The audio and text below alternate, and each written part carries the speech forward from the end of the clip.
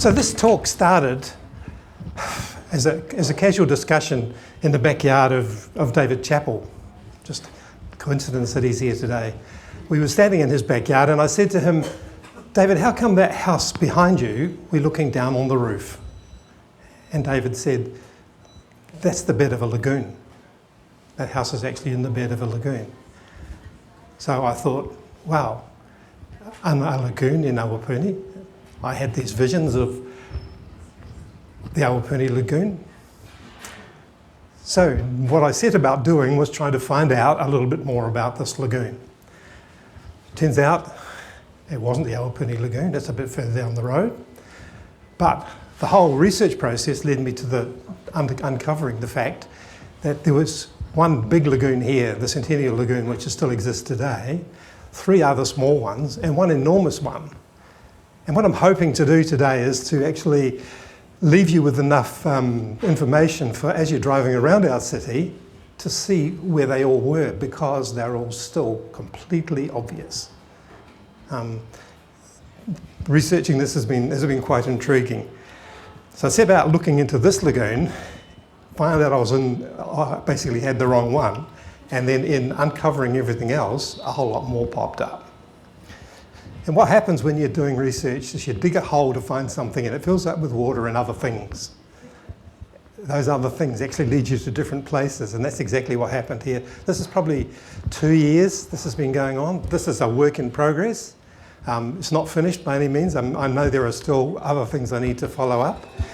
There are some maps and diagrams on my PowerPoint that I haven't necessarily got dates and data for. I've left them there because as this is a work in progress, I intend to update it and keep it going. So this is by no means all there is on the subject. There's quite a bit more. So I'm sure everybody's aware of the Awapuni, of the Hokowhitu Lagoon, Centennial Lagoon at the other end. But as I say, there were 3 more of a similar size and one which was actually enormous. When the first Europeans arrived in this area, 1868, the Rangitani people had already been here for about 400 years. Maori people used the rich resources which were here. If an area was flooded in the winter, they moved. They returned later when the conditions were better. It was only when the arrival of European settlers happened that harnessing the ground, harnessing the bush, was a process that was set in place. The Maori didn't do what we've done, what Europeans have done to this land. So the original settlement was a clearing in the bush named Papaioia, where the square now is. You can see it marked here in yellow. There were 5 oxbow lakes in the area between the square and the river. Now, an oxbow lagoon is a lagoon that gets left behind when a river changes its pattern. And the Manawatu River, which is a slow-moving river, changes its pattern constantly. So 4 of these lagoons that we're about to look at were drained and no longer exist. But as I say, it is still blatantly obvious where they all were. So the lagoons that I'm going to have a look at are this one here called Tinutu Lagoon. This is Hokowhitu, Ruheni Lagoon.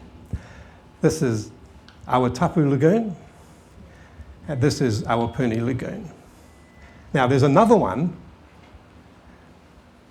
which doesn't show on this map, and for some reason it has never had a name.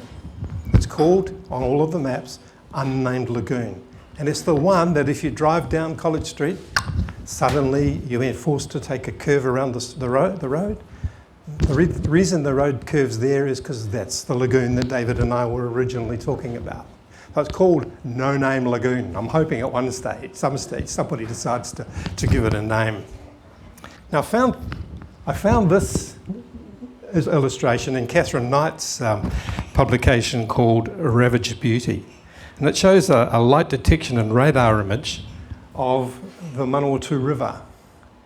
And if you want to know what an oxbow lagoon is, where they happen, basically if the river slows down, changes its path, you end up with another bed for the river. Now, I'm a keen fly fisherman. One of the things I notice as a fly fisherman is every fourth or fifth time I go fishing, whichever river I'm on is moved. They've got this bad habit after a flood of going somewhere else. And over a long period of time, you can see that what the Manawatu's done is radically shifted. And those radical shifts have led to the oxbow lagoons that we have in this city. There's another, so this is a photographic image of the same thing. It's noticing also that even though Palmerston North looks to us like it's a flat city, oops, oh, sorry, no, these are the lagoons that we're going to look at. Sorry, I've got two slides out of sequence here. See what I mean about a work in progress? As I add things to it, things end up in different places. So these are the lagoons we're going to have a look at today. As I said, we all consider we live in a flat city, but there's actually quite a difference in height level between the terrace end of the city and the river. It's about 4 metres in places. If you're riding a bike in the wind, you find it real quick because Palmerston North always has a wind that goes against where you're going to head. I find as a bike rider, I go somewhere on my bike and I've got a tailwind coming home, it fights me. So I've recently copped out completely and bought an e-bike, and I just dial up the help I need on the way home. Okay, one of the things about these lagoons is that because they're in the city, and some of them are actually almost at what was river level, and so when it was needed to get rid of any floodwaters, anything that ended up in the beds of these lagoons couldn't get away. So you'll notice around the city, there are, this one here is in College Street, right down the other end. Another point, if you're driving down College Street, right to the other end, going towards Albert Street, just where this is, you notice the road goes, that's the bed of another lagoon. We'll get to that a bit later. And for Awapuni residents, anybody that's done the river walk lately will notice that there's a new pumping station being put in there, and that's to clear the low spots that are Wikarifi Crescent, Aotapu College, etc. So it's a constant battle to keep ahead of things. So the whole area was apparently plagued by mosquito problem, and large amounts of largely unmoving water contributed to that until about 1866, when the clearing known as Papioia was in the forest was stretched to the main ranges almost to the west coast. In 1846, Charles Hartley led through stands of tall trees to open country covered by manuka, flax and fern, and noticed the crumbling remnants of a stockade that was the old Papioia Pa, which had been built by Rangatane. This is the Palmerston North Square in 1866. It looks a wee bit different than it does today, but probably the wet ground is indicative of the fact that we've got these oxbow lagoons all around the place. So the town largely stagnated until the arrival of immigrations and then the Public Works Scheme in 1871.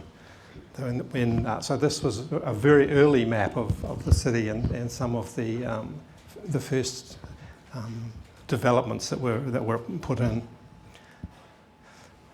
This is a postcard that I located on the Centennial Lagoon.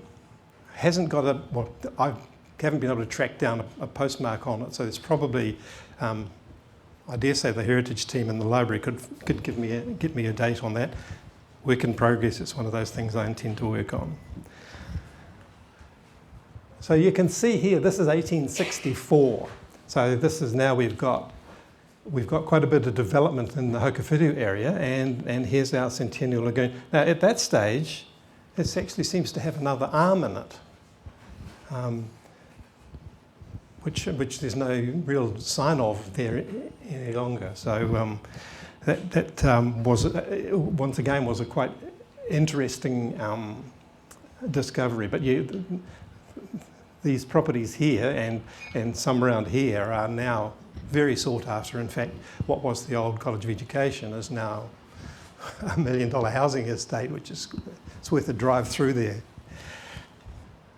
Okay, now this particular map, this is 1895, so there's a lot more development here, and so there's a Centennial Lagoon here. Now, Centennial Lagoon originally fed off back into the Manawatu River, but it was fed also by a series of streams and waterways that actually, if you go for a walk around the city, are still obvious. If you go down Fitzherbert Avenue and turn left at Te Awiawi Street, there's a park on the right and there's a park on the left, and the stream that comes underneath that road there is actually one of the feeders. It now goes directly to the river, and so it's drained away now. 1910, Casey Birch ended up on the banks of the. So in that 1892-93, the Norwegian sawmillers Nannestead and Jensen purchased the Hokowhitu reserve from the Awapuni, from the Maori landowners, and subdivided into residential and small farm orchard blocks. At that stage, the Casey Birch house was put on there. So over the years, there's been a road formed. So this is, once again, this is not dated. So this is clearly the access around where there is currently paths. The road is further out. As I say, on the heritage site, there's an enormous amount of information which I think people have probably deposited without necessarily follow-up, and so the heritage team are constantly looking for further information, background information on any of the imagery that they've got. The position of the existing road as it stands today. So there's one of the uses for the land adjacent. So this is the land on the other side of it has had a number of different purposes. One of them being the golf club. So this is a very early picture of clearly Ladies' Day it has also been a military camp a number of times. It was used as a military camp over both world conflicts. So I'll show you a drawing a little bit further. There was a rifle range there at one stage, and I gather the backdrop for the rifle range was the bank on the other side of the river. So you sort of got to think about you wouldn't want to have been doing the riverside walk because there might have been a few things zinging over your head in those days. But it has, you can actually see the bank on the other side of the river there. One of the other things that's interesting about the ground, it was at one stage after World War II, there was a transit camp in there. So there was a whole lot of army huts that were deposited over the back of where the Teachers' College used to be. And those huts were 2s and 3s, and they were basically made available for families that were waiting for housing after World War II. So it's an interesting day because it apparently flooded. As a little girl, my wife lived there when she was 3 or 4, and she said they can remember vividly walking into the army hut when they first got it, and she could see the floodwater mark on the wall of the hut that she was in. That was 3 or 4 feet above her head. So they were a little bit freaked out about the whole thing at that stage. It probably doesn't look like that even today because there's quite a large development going on down there, and in fact I think this is the edge of the theatre, which I think is a heap of rubble at the moment, and I gather that these buildings here will be gone in due course to make way for the housing development that's going in through there. The footbridge that comes from Te Awiawi across into the Centennial Lagoon area, there's a rumour that was part of the original overbridge that went over the railway line, so that was moved today I have to say it looks quite a different proposition than so there was the chalet was built and has been modified in it, and it is the centre of a whole lot of activity that goes on around that lagoon. The lagoon also had this habit of drying up a bit. At one stage there was apparently a leak and the water was sneaking away back into the river. So there's an artesian bore that feeds in there now that keeps it topped up, because you don't really want $1 million housing estate with a puggy pond in the middle of it. So these are just some shots I took in the last couple of months of the environment now as the new housing goes in. So the next one I want to look at is one called Tenutu Lagoon. So it was drained. So Tenutu Lagoon, you can see this is College Street, Albert Street. As I said to you, if you drive down College Street, down here, and what happens is College Street suddenly goes down about 8 or 10 feet. It's right in the bed of the lagoon. So that lagoon was actually drained by the council effectively to get the housing estates, etc., back into some state on there. So you can see that it was originally fed into the Hokowhitu Lagoon. And anybody that lives in any of this area at the moment probably still has the bed of a stream that goes through their house, through their property. There are all sorts of low properties in there with bridges and bits and pieces in them. So you can see it here. This is so feeding back down to Fitzherbert Avenue and the bits that would have fed into the Centennial Lagoon. Once again, so the maps like this are really quite interesting, but because the text is very hard to determine at times, it's almost impossible for me to get accurate dates of them. So I've left them here because my intention is to find out more and add to these things as I go along. So again, we haven't got a date on that one either. But you can see that the developments in the city are increasing all the time. Now this Tenutu Lagoon is still there's still a piece of a lagoon there. That is, if you go down Jensen Street, this is the bed of the lagoon, and the residents down there have actually got a lagoon in their backyard. And if you can still see it on the aerial photos today. Okay, so we're going to head down the road now and have a look at the Awapuni Lagoon.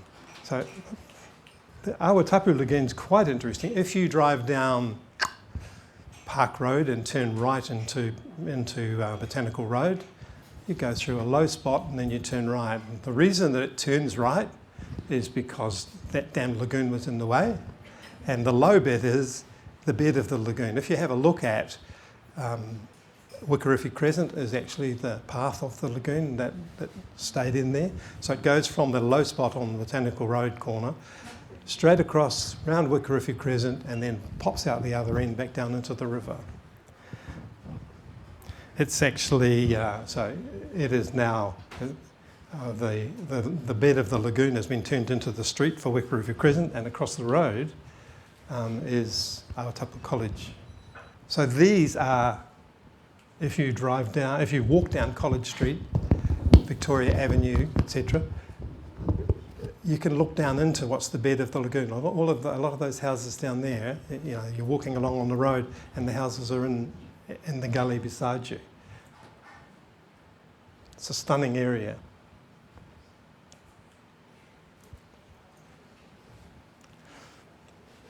Right, so we'll get back to Awapuni. So Awapuni was originally the racecourse. So you can still see the racecourse marked on here. And clearly the reason it didn't stay at the racecourse is because it had this bad habit of flooding, and so it would have been very difficult. So it became the golf course. But then the golfers don't like the mud either, so it got given to the education department, so it was used for a school. It's been much better drained, etc. since then, but it was the first race course. No, it was the second. There was apparently research shows there was a race course somewhere up in Tainui Street, up in the CBD, obviously for people that wanted to try their horses out against each other.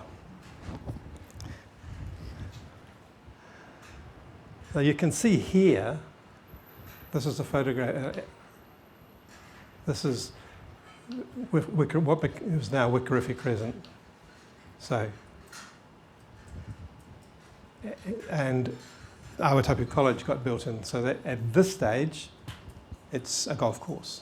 You can see it here with reference to the Savage Crescent development, and so this, as I say, this is Park Road, Botanical Road, and clearly the reason that road didn't keep going was because this was a bit of a flood-prone area, so it's interesting that the city opted to use the bed of the river and reclaim it and use it as a housing development. I live about there these days. So. This is it today with Awapuni College on it, Wikarifi Crescent going round, and so the lagoon would have gone round here and deposited itself back into the river. So Awapuni means sacred waters, and so apparently what Awapuni Lake Lagoon was used for, it was a spot where the tribes would wash warriors who were killed and injured in battle prior to burial. So it's a tapu water. And if you go and have a look, there's actually a launch, what could be used as a launching pad for canoes, etc. So this is Awapuni College is just over here. So this is the riverside track coming around. There's a really great memorial plaque on the side of the river there, which explains a lot of the history of the whole thing. It's worth a walk down there, to be perfectly honest, to have a look. And one of the other things that you'll find if you go down there is something which I personally find stunning, is that there are these boxes that stick up out of the side of the road with a code on them, which you can scan into your phone. When you scan it into your phone, what you get is now and 1600, what it would have looked like in 1600. And what's really cool about it is you stand there and you turn your phone around, this image comes around. Take your 14-year-old down and they'll show you how to do it. But they're all over the place. I don't know, nobody's actually put any credit on the box to say who did them. But they are a really good look at the early history of the city. And as I say, it was my granddaughter, who's 13, that showed me that, Papa, if you move around, it goes with you. These kids. This is just another, as I say, I've been collecting images. This is just another image of, this is Wikarifi, the golf course, etc. Okay, so we've actually got ourselves, there's another couple of things in here which I haven't found anything out about yet, but there's something here that was a swamp fed by something related to obviously our unnamed lagoon. So this is the next one we're going on to, which is the lagoon right outside our door pretty much, the one that David and I were originally discussing. And you can see if you drive down College Street how suddenly it does a hiccup.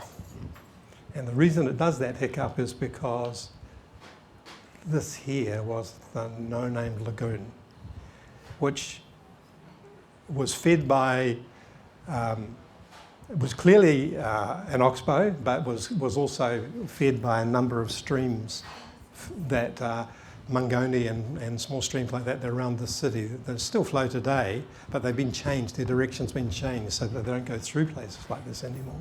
So an aerial photograph of it shows it quite clearly, and you can actually see by the bush where the edges of the lagoon were. So it's been retained from that perspective. One of the guys in the archives managed to find me the developer's plans. So there are these are the houses that are down in there. So this is prior to much being built down there at all, but if you look at that area today, it's very heavily housed. That's it with once the housing started going in. So it was developed by a private developer. It wasn't done by the city. And maybe that's why it never got a name, I don't know. But if you walk along College Street and look down, those houses are all in the bed of the lagoon. And David's place is over the back there somewhere where we were standing to look down onto the roof of one of the houses in the bed of that lagoon.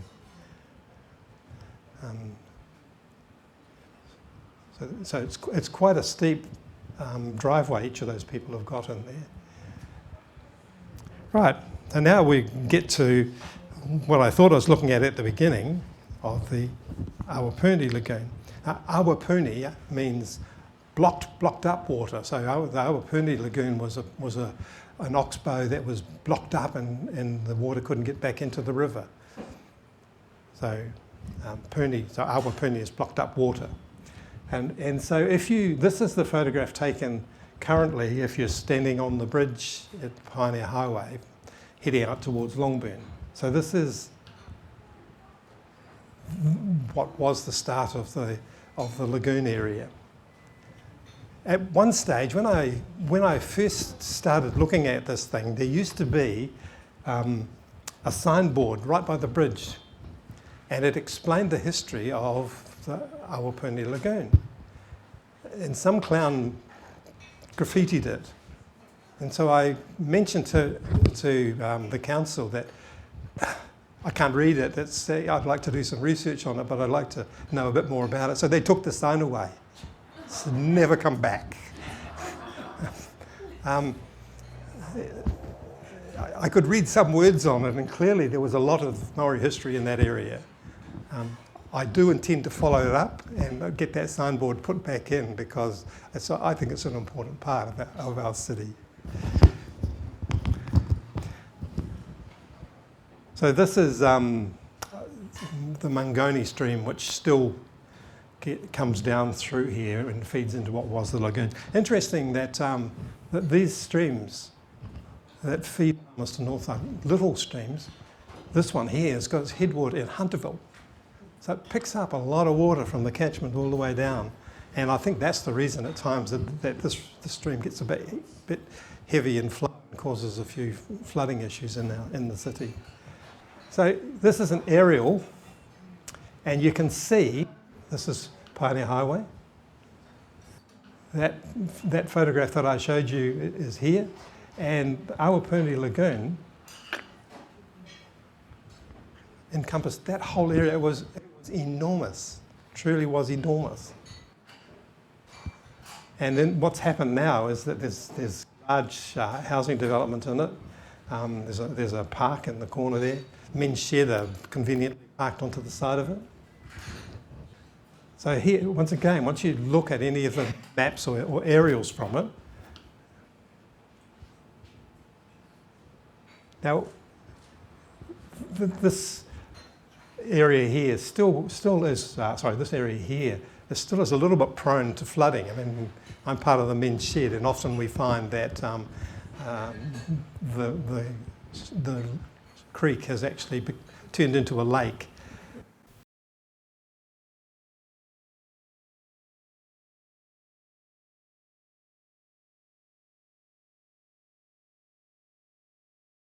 Yeah, so in terms of recreational use of the waterways, it was used quite heavily by both Maori and Pākehā extensively. Anybody ever seen that picture before? It's a train going to the races. And so the lagoon actually made it difficult for people to get across there because of the fact that the lagoon was between the city and the racecourse.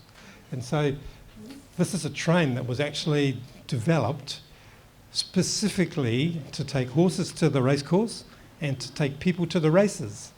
It had a siding that came along Pioneer Highway and out here. And so this railway track its only job was to get to the racecourse. This is another walk that's worth doing. If you take the walk to Longburn on that road track on the side of the road, you'll find there's a notice on the side of the road here, which is what was where Awapuni station was, and this indicates where the railway line went to get to the racecourse. I'll just go back a bit. That building there is what was the main grandstand on the racecourse. It's been demolished subsequently, but there's another one adjacent to it. So that gives you some idea of where that... And there was no other way really to get across there easily apart from on that train. So there was the railway track that went to Foxton, had a branch line that came off only to feed the Awapuni race. Winston Peters would have been stoked. Now here's an image of what I've done is I've tried to colour it in a bit. So this is where the oxbow was, and you can see how much water there would have been there. Would have been quite an enormous space of water. If you go and drive around the area, you can still see the indentations of where this lagoon was. It's still blatantly obvious. So this is a 1961 map so that's showing the extent of the lagoon. And in 2024, I took this photograph outside the men's shed on it, and it wasn't a particularly wet day. I mean, we've had the water come quite a bit further across. Until recently, there was never any goalposts or anything on this ground. It was obviously too wet.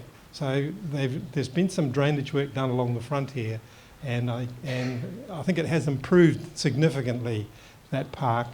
And so rather than canoeing on there now, you can actually play footy on there. An author called Charlotte Warburton wrote a book called Changing Days and Changing Ways in 1995, and she was a kid that lived adjacent to the Awapuni Lagoon. And so I heard, this is really my bad, I'd heard that she'd written about the Awapuni Lagoon in her book. So I charged into the library to get Charlotte's book. And I read for a whole day. This is the last page in the book. I was expecting at some stage, I was looking for the text that I could bring back. This is the last page in the book. But basically, she talked about how really cool it was for a kid to have a waterway, a lagoon available in terms of being a place to play. I won't read it out, but if you get hold of the PowerPoint off the People's Radio, it's on the text. This next set of drawings, another local Awapuni resident by the name of Sue Sterling, who was a geographer, and she made a series of maps for Ian Matheson. And so what I've done is I've stolen her maps and I've put them on here so you can see how the city's evolution has gone with. So this is 1877 with what the city looked like. Now it's got the streets, etc. on it, but it's got all the lagoons, etc. in it. If you go to 1896, things are starting to change, and you can see that the Kawau and the Mangoni streams have actually changed their pattern. 1926. So in 1926, Awapuni Lagoon still a lagoon. Tenutu still a lagoon. 1976, they've pretty much all gone. Tenutu has gone as a lagoon, but it's still there as waterways. As I say, take a walk around the area and you'll find that it's been reclaimed and drained, but it's basically it's all still there. You can see clearly where that whole lagoon was. And 2002, the lagoon is now basically a drainage system. The Tenutu Lagoon is now basically a drainage system. If you drive further out towards Longburn, Kareri Road, there's another one. Remember, I showed you right at the beginning what the Manawatu River did. So this is Main Road going out. That's Kareri Road coming down there. And so there's another oxbow. There's still a lagoon there. And if you just have a look at this map, you can actually also see that there are, besides being the Kareri Lagoon, there are also all other bits of water all over the place that are clearly left behind by the fact that this slow meandering river that we've got has got a bad habit of changing its path on us.